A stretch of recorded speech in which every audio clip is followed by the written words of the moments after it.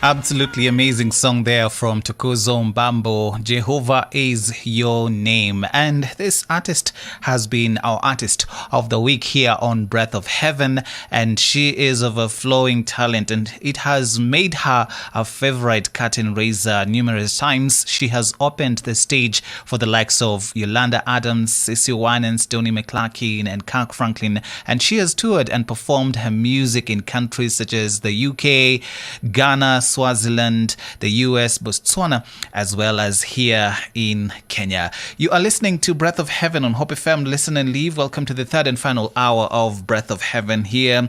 We are all set to pray together and also give thanks to God for what He has done for us this far, even as we get to hear from His Word. Wherever you are, you're most welcome to join us. If it's your very first time, you're most welcome as well. And we let you know that your search for Christian radio has come to an end, because we are here to encourage you 24/7, to give you hope. This is where you listen and live.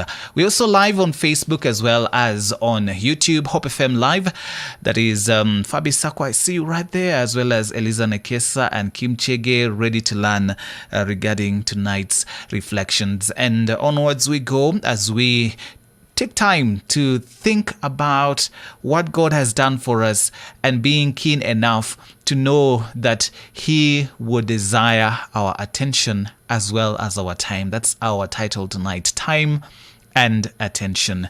Now, do you ever feel frustrated because you hear messages about getting closer to God, and you definitely desire this for yourself, but you are overwhelmed with so much to do already that this only makes you feel guilty because you are too busy for God?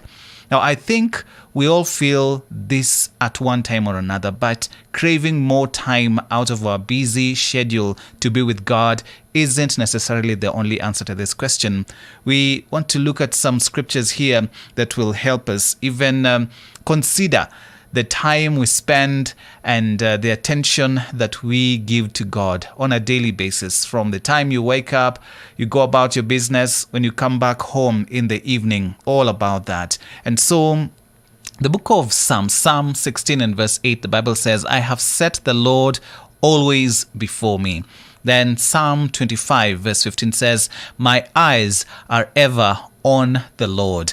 Then another psalm here for you, Psalm 34 verse 1. It says, "I will extol the Lord at all times. His praise will always be on my lips." All right.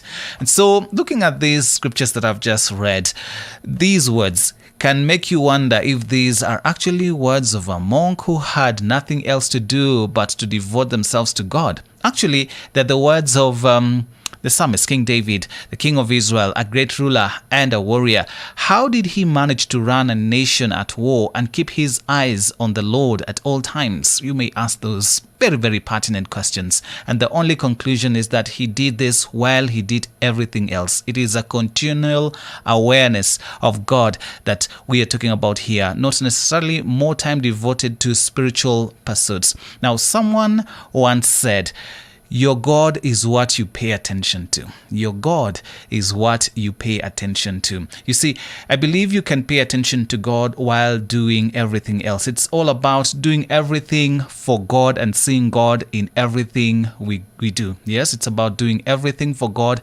and seeing God in everything we do. It's about bringing God into the boardroom, bringing God into the exercise room, bringing God into the living room, bringing God everywhere. And now, of course, He is already in all these places, but we are talking about being aware of Him being there.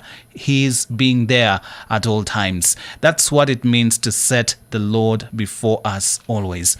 And tonight we've been spending some time listening to worship songs that have been recorded, in fact sung by various ministers. And these songs, as I usually say, they mean a lot to us. You request this song, you request that other song. Probably I had the opportunity to play it today, or I didn't have the opportunity. But that song that you always want to listen to, that is something that it reflects about God, how you perceive God on a daily basis. And so tonight when we talk about worship in time and attention to God, worship is a frame of mind that always has God in the picture. We don't need church or Bible study or devotions to remind us about the Lord if we are already aware of Him all the time. And these opportunities then become more precious to us because we can devote all our attention to that which we have been doing all along, knowing that God is with us, and we want to bring something that is worth before Him. We want to put a smile on the face of our Father. So God doesn't desire more of our time sometimes. He desires more of our attention all the time. I need to repeat that.